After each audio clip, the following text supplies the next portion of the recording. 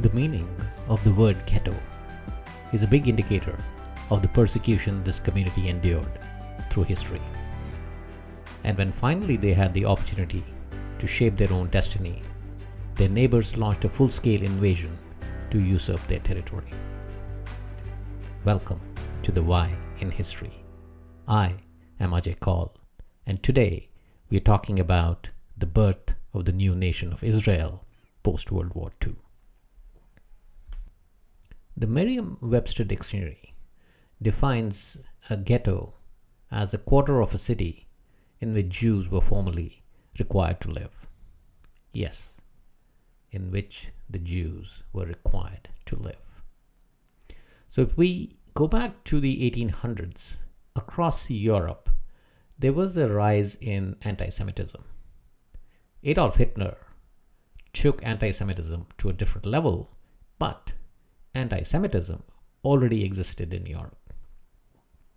For example, French Jews were attacked from both sides of the political divide by socialists who opposed their ownership of business and capital, and by the nationalists who condemned Jews on racial and religious grounds. Essentially, Europe was mainly Christian, and the Jews seemed to be the other guys.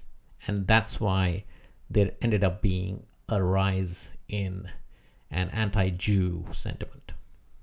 In Russia too, there were a lot of anti-Jewish riots called pogroms, and this happened through the 19th century and the earlier 20th centuries. So throughout history, as we are going through, you see the Jews constantly getting sidelined or ignored or persecuted. So now if we look at the ancient homeland, which is essentially Jerusalem and vicinity, by 1800s, fewer than 25,000 Jews lived in that area. And that area essentially was the backwater of the Ottoman Empire. Now, as I said, the Jews are also economically very well off. They own a lot of capital. So as a result, there are some very prominent families across Europe, notably the Rothschilds. And they begin to encourage a new wave of emigration to Palestine. And they start financing agricultural colonies, so more and more Jews are induced to migrate into Palestine, which is the Promised Land. But it's an incident in France in 1894 that leads to the birth of Zionism. That's the emergence of a national identity among the Jews. And the incident is the Dreyfus Affair in France in 1894, where an army captain who's a Jew, Alfred Dreyfus, is accused of treason for allegedly selling military secrets to the Germans in December of 1894. And the Austrian journalist Theodor Herzl is one of the journalists covering this incident. So the emotions are running high during the trial of Alfred Dreyfus, and Theodor Herzl realizes that the sentiment is not against the individual Dreyfus, but against Jews in general. He feels people are gunning for the head not of Dreyfus, but all Jews. And that's when he goes back and produces his blueprint, a 100-page pamphlet titled Der Judenstaat, or the Jewish state. And that is where the basic start of the political form of Zionism, a movement to establish a Jewish homeland, is initiated. This is in 1896. And what he says is that the Jewish question is a political question to be settled by a World Council of Nations. And subsequently, he organizes the World Congress of Zionists that meets in Basel, Switzerland in August of 1897. And he incidentally ends up becoming the first president of the World Zionist Organization. And the ultimate solution for the anti-Semitism that is proposed is that majority of the Jews should undergo an organized emigration to a state of their own. And just to close out on the Dreyfus Affair, Alfred Dreyfus was falsely implicated, And it was not until 1995 that the French army publicly declared his innocence. Accused of treason in 1894, declared innocent in 1995, 101 years later. So from the birth of the World Zionist Congress through early 20th century, there is a little bit of migration that is continuing into the land of Palestine, but the fortunes of the Jews take a dramatic turn for the better in the year 1917 during World War I, when the government of Britain issues the Balfour Declaration. It is a public pledge by Britain in 1917 declaring its aim to establish a national home for the Jewish people in Palestine. The statement comes in the form of a letter from Britain's Foreign Secretary Arthur Balfour, addressed to Lionel Walter Rothschild, who's an important figurehead in the British Jewish community. Rothschild, remember, the family that had enough money to encourage Jewish migration into Palestine in the late 1800s. Yes, the Jews are becoming politically relevant. Now, during World War I, as we started going towards 1917, 1918-ish, it's coming to an end, and it is evident that the powerful Ottoman Empire in the Middle East is going to collapse, and most of the Allied powers are looking at how to distribute the territories after the fall of the Ottoman Empire. But the Balfour Declaration comes out in 1917, and the interesting part is that before that, the British have also declared two other declarations, one with the Arabs and one with the French. In 1915, there is a Hussein-McMahon correspondence, which is a series of letters exchanged during World War I, of course, between Hussein Ali, the Emir of Mecca, and Sir Henry McMahon, the British High Commissioner in Egypt. In general terms, it is saying that the British support an independent Arab state in exchange for Arab assistance towards opposing the Ottoman Empire. And in 1916, the British also promised the French, through a separate treaty known as the 1916 Sykes-Picot Agreement, in which the majority of Palestine would be under international administration, while the rest of the region would be split between Britain and France after the war. So between these three declarations, the people of the Arab world are confused like heck. What the heck are the British trying to say? But it is really the control of Palestine that the British are interested in. Why? To keep Egypt and the Suez Canal within Britain's sphere of influence. And they feel that the Jews of Palestine could be a very strong ally to maintain a balance of power around the Suez Canal. So subsequently, Britain encourages Jewish immigration into Palestine starting from the 1920s, and then there are occasional drops and highs through the Great Depression, and ultimately by 1939 they decide to restrict Jewish immigration, this time to placate Arabs to get their support against Germany and Italy during World War II. But through these restrictions, the population in the region has increased. The Jewish community has increased in population from 100,000 in 1919 to about 600,000 by the end of World War II. And the Arabs of Palestine have increased from about 440,000 to roughly 1 million by 1940. But post World War II, when the world witnesses the horror of the Holocaust, Britain gets additional pressure, especially from President Harry Truman, to admit more Jews, especially from Europe, into Palestine. And as this happens, the violence between the two groups in Palestine, that is the Arabs and the Jews, starts increasing. And Britain reaches a point where it is clueless on how to manage the conflict between the two groups, it turns over the problem to the newly formed United Nations. And on November 29, 1947, the UN General Assembly votes to divide British-ruled Palestine into two states, one Jewish and the other Arab. Now, it is said that President Harry Truman did end up pressurizing some of the countries who were thinking of voting against the creation of a new nation for the Jews to change their vote. And that finally tilted the balance in favor of a Jewish state out of that mandate.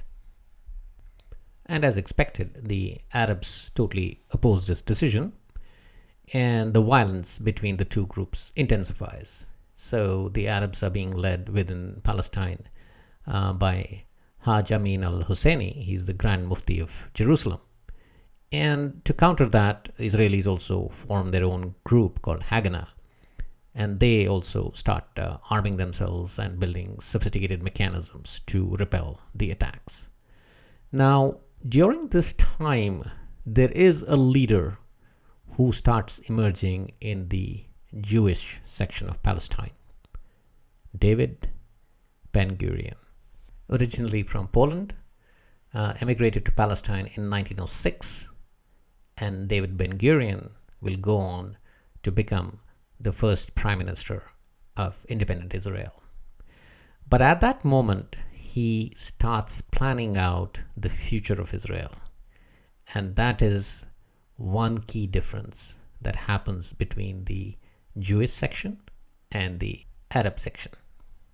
He inspires the Jews to resist the attacks from the Arabs by saying that, look, if we beat the Arabs, they can escape to Beirut, Amman, or Damascus.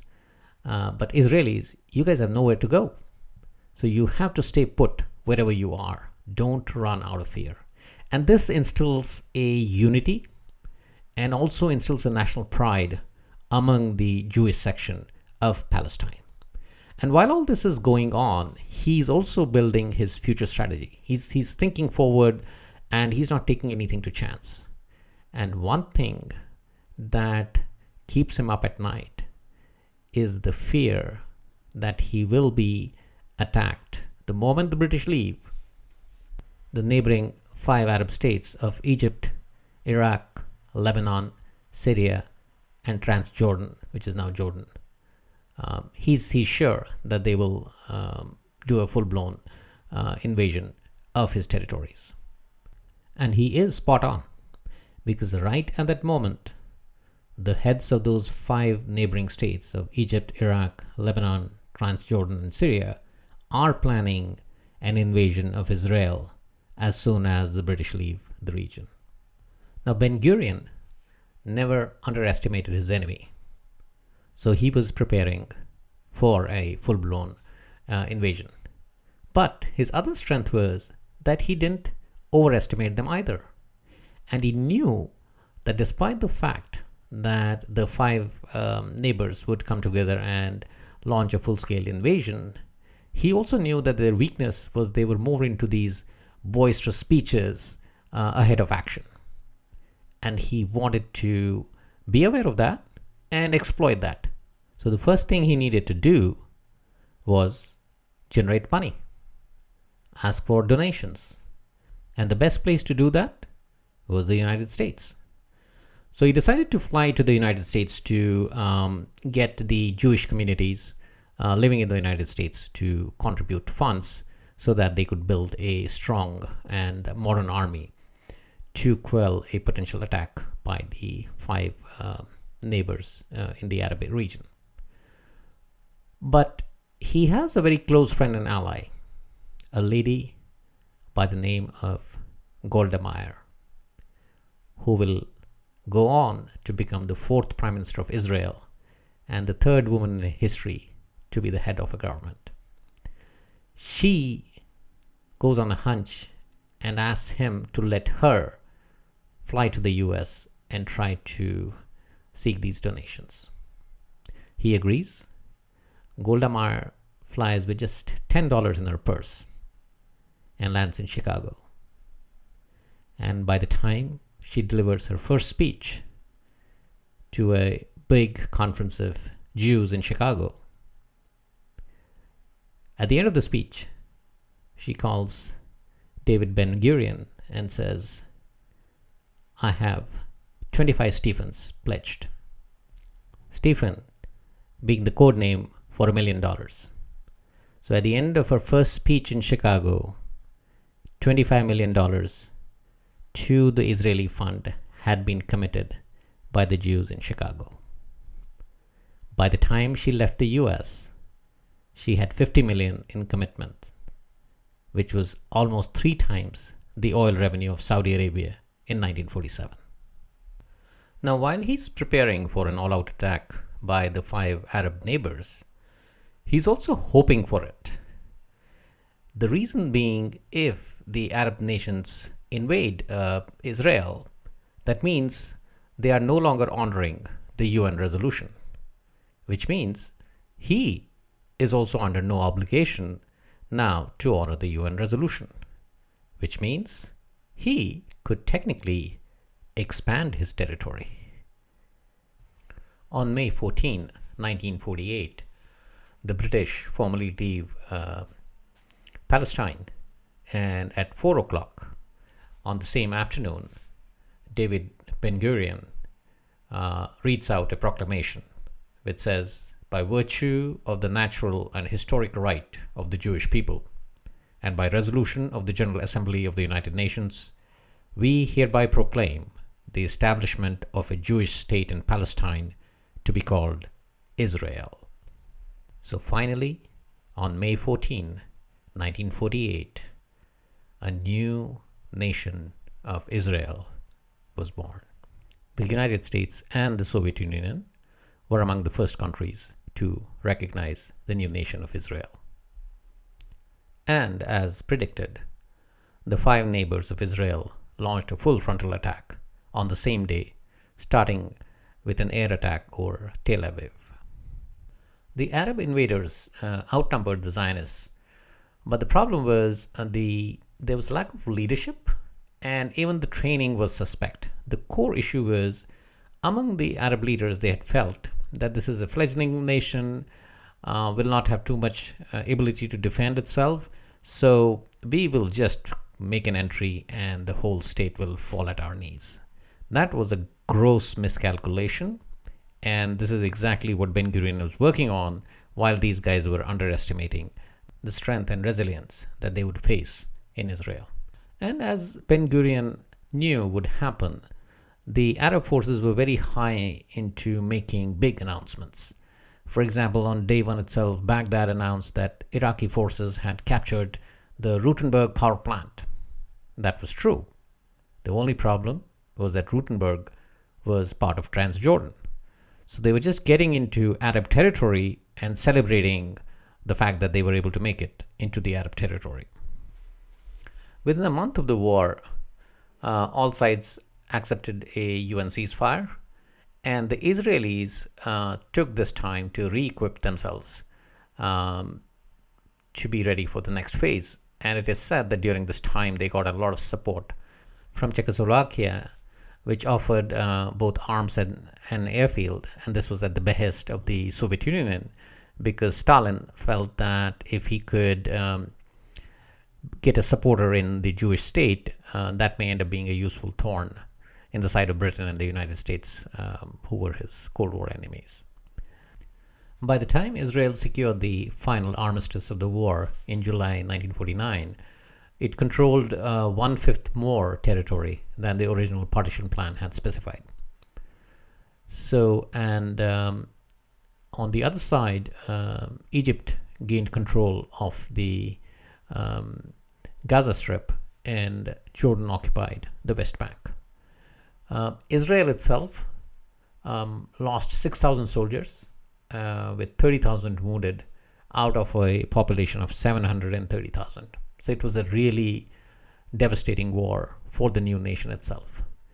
But the biggest impact lay within the Arab refugees. 600,000 Arabs from the original territories had to flee their homes, and some were forced out by the advancing troops. The Israeli government refused to permit these refugees in, and they ended up gathering under UN care in camps in Gaza, West Bank, etc., and ended up unable to return to their homes inside Israel. And unfortunately, the stay in these camps around Israel continued indefinitely.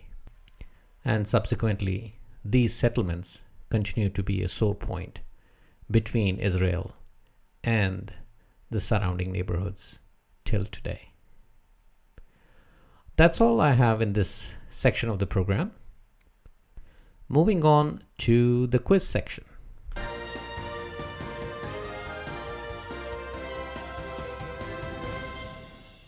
The answer to the previous episode's question, what was the capital of West Germany? The answer is D, Bonn. Bonn was chosen because some prominent politicians intended to make Berlin the capital of a reunified Germany and felt that locating the capital in a major city like Frankfurt or Hamburg would imply that a permanent capital had been chosen and the thought of a unified Germany had been dropped. Now, on to this episode's quiz question. I talked about Golda Meir becoming the third woman in history to be head of a government. Who was the first woman to become the head of her country's government? Was it A, Srimao Bandaranaike of Sri Lanka, B, Indira Gandhi of India, C, Margaret Thatcher of England, or D, Isabel Martinez de Perón of Argentina? Once again, who was the first woman to be elected head of her country's government? A, Srimao Bandaranaike of Sri Lanka, B, Indira Gandhi of India, C, Margaret Thatcher of England, or D, Isabel Martinez de Perón of Argentina? That's all we have in today's episode. For the next episode, we will take a look at the most important economic asset of the late 19th century and the early 20th century, the Suez Canal. Till then, stay safe and keep looking for the why in history.